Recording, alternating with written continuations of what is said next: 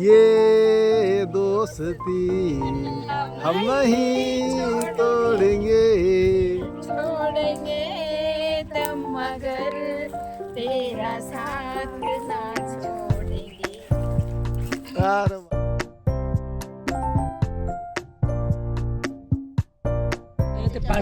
कुठे मंदिर दिसतंय? ऐका ऐका सांगताय.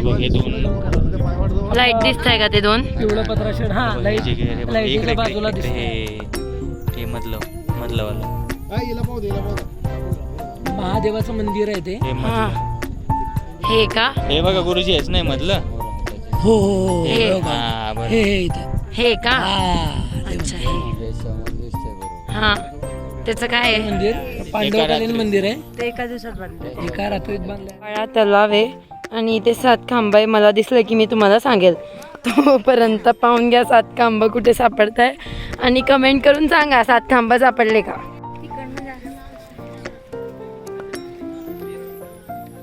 ही पण गुफा आहे का एक? एकदम टोक अलीकडचं कुणाच्या तोंडासारखं दिसतंय? प्राण्याचं तोंड आहे. वाघासारखं. सांगितलं ना तुम्ही आताच. म्हणून याला व्याघ्रगड असं पण म्हटलं जातं. हा इथं तोंड आहे आणि शेपूट पलीकडे आहे. आपण बघायला हे तोंड आहे का? हा हे तोंड आहे. हा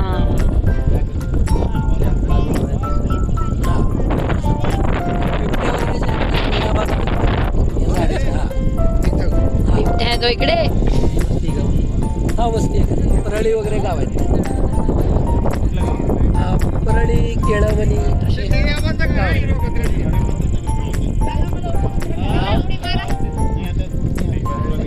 नाही आणि इथं बरेच जण सुसाईड पॉईंट पण म्हणतात.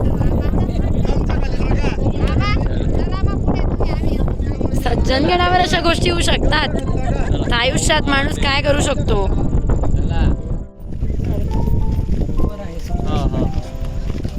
किती फूट? 3000 फूट वरती आहे. हा हा अच्छा.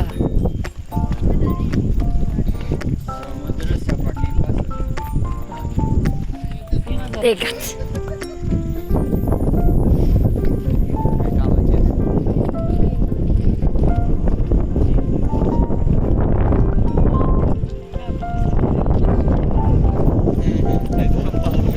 वाघाचं तोंड. ठिकाणी वीज पडली आहे त्याच्यामुळे इथे असं खड्डा पडलेला आहे. सो हे वीज पडल्यामुळे प्लेन भाग असा झालेला आहे.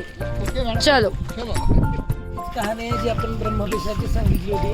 त्यांनी तलवार हातामध्ये धरली होती. हो जटा वगैरे सोडल्या होत्या. ते हे ठिकाण आहे. हो इथं गुरु आणि शिष्याची भेट झालेली आहे. गळा भेट झालेली आहे गुरु शिष्यांची. हे ठिकाण हे ते ठिकाणे ज्या ठिकाणी गुरु शिष्याची भेट झाली होती जेव्हा समर्थ रामदास स्वामींनी रुद्र अवतार घेतला होता तेव्हा फक्त कल्याण स्वामी त्यांच्या समोर आले होते.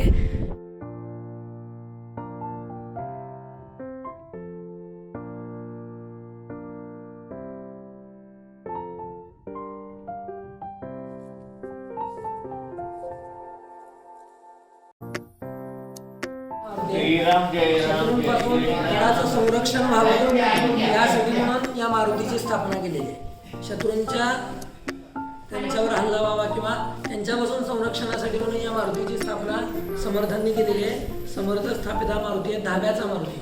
धाब्याचा का म्हणायचा तर शत्रूंचे धाबे दणाना नारा म्हणून धाब्याचा. धाब्या म्हणजे काय? हिंमत. हिंमत त्यांची नष्ट करणार म्हणून धाब्याचा मारुती हा पश्चिम गडावर स्थापन केलेला आहे. या मारुतीने मुंगे सोडले होते शत्रू आल्यानंतर. ते शत्रू खालच्या खाली पडले. वर चढता आलं. शिवाजी महाराजांचं समर्थपण यायचं नाही. हो एकंदर तिथे चर्चा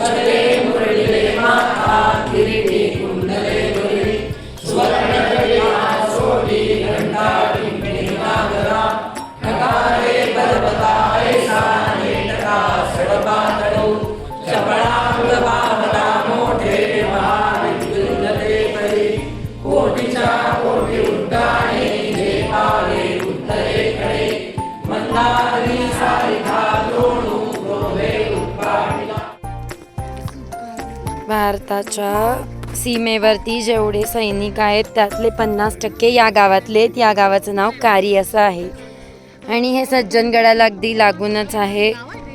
दिसतंय ते इथून, अगदी छोटंसं गाव आहे. मूर्ती लहान पण कीर्ती महान.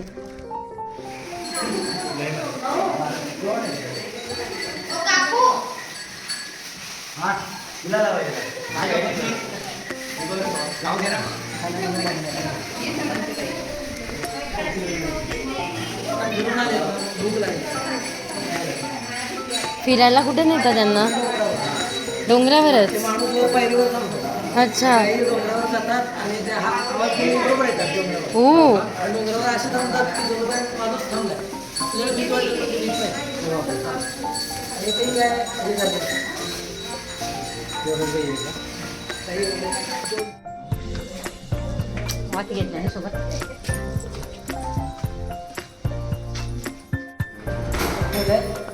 एक 5-6 जण प्रत्येक खोलीमध्ये राहतात.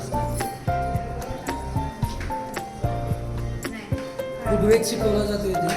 12 वर्षाचं शिक्षण आहे. पूर्ण 12 वर्ष शिकलं पाहिजे. शिकल्यानंतर नक्कीच पुढं कल्याण असतं. पण शिकलं तर पूर्णच त्यात पुढे घेतली की पूर्ण 12 वर्ष शिकायला पाहिजे. म्हणजे भविष्यात आपल्याला कर्मकांड करण्याचा अधिकार मिळतो.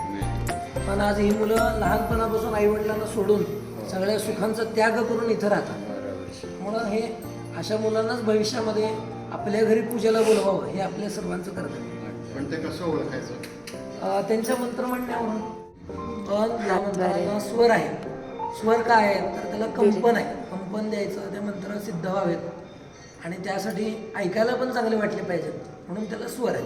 मग स्वरयुक्त प्रत्येक मंत्र इथं शिकवला जातो. तसं ऋग्वेदामध्ये 10,552 इतके मंत्र आहेत. या प्रत्येक मंत्राची फोड करून करून शिकवतात गुरुजी लहानपणापासून. लहानपणी त्याचा स्वभाव कसा असतो, उठ म्हणलं की उठतो, बस म्हणलं की बसतो. मग तेच मोठेपणी नाही होत. 12 वयापर्यंत वेदपाठ शाळेत मुलाला घालण्याची एक योग्य मर्यादा आहे वयाची. त्याच्यानंतर तो क्वचितच असे काही लोक आहेत ते शिकू शकतात. बाकीच्यांना ते उच्चार वगैरे नाही जमणार असं आहे. मुळं स्वर म्हणण्याची पद्धत आहे की आपण ऐकू शकतो. तो मंत्र आता बघा उदाहरण, त्र्यंबकं यजामहे सुगन्धिं पुष्टिवर्धनम् उर्वारुकमिव बन्धनान् मृत्योर्मुक्षीयमामृतात्. तर हे स्वरयुक्त इथं शिकवलं. असं प्रत्येक मंत्र असे 10,552 मंत्र हे शिकायचे. याला 12 वर्ष लागतात. अशी ही मुलं शिकतात. त्यामुळं हे जे ठिकाण आहे अतिशय पवित्र ठिकाण आहे. आज आपण आपल्या भाग्य ते पा मागून थांबा. अरे माझ्या कॅमेऱ्यावर नका चमकवू ना तुम्ही टॉर्च. मोर्चा निघाला. रस्ता चुकला आहे. टॉर्च लाईट मोर्चा. आगे चढो, आगे बढ़ते रहो. सगळे येत आहेत थांबले. तेवढा एरिया पार करू दे सगळ्यांना. बरोबर. चला. अरे मा खाली करा. नाना नाना तुमची टॉर्च तिकडे मारा. मा कॅमेऱ्यावर मारू नका ना. टॉर्च लाईट मोर्चा चालू आहे तिकडे. मागे पहा तुम्ही. पण पुढे मारते. का बरं म्हणून मानसी बंद कर. मजा येते. चला शेवटची व्यक्ती पास झाली. चला. येतील येतील. इथे सरपटणारे प्राणी असतात. अजिंक्य ही गुफा का? हा ही गुफा. असं ऐकलेलं आहे की किल्ल्याला जाण्यासाठी इथून वाट होती. अजिंक्य तारा ओ तो बुजवला गेलाय. अच्छा. जाऊन बघू शकतो आपण. या. Not interested. बुजवलं गेलंय ते. बुजवून तिथं मूर्ती बांधली का? ते लोकांना कळू नये. पूर्वी शिवाजी महाराजांच्या काळात असे भरपूर असे किल्ले आहेत जे भुयारातून त्यांना वाट असायची.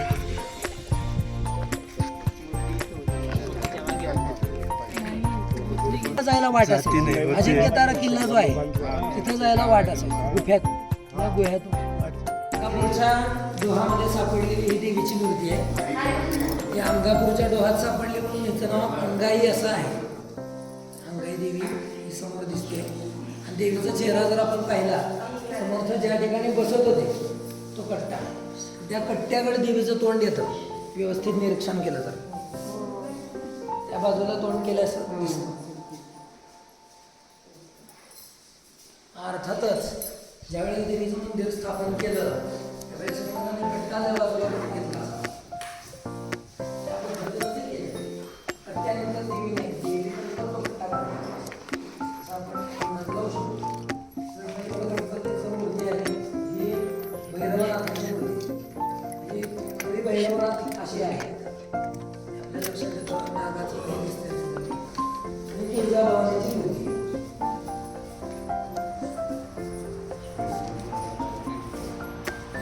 नैवेद्य दाखवतात त्यांना. आबा एक मिनिट. आबा काय म्हणतो पण खरंच आबा खरं बापरे. भैरवनाथाला दारूचं नैवेद्य दाखवतात.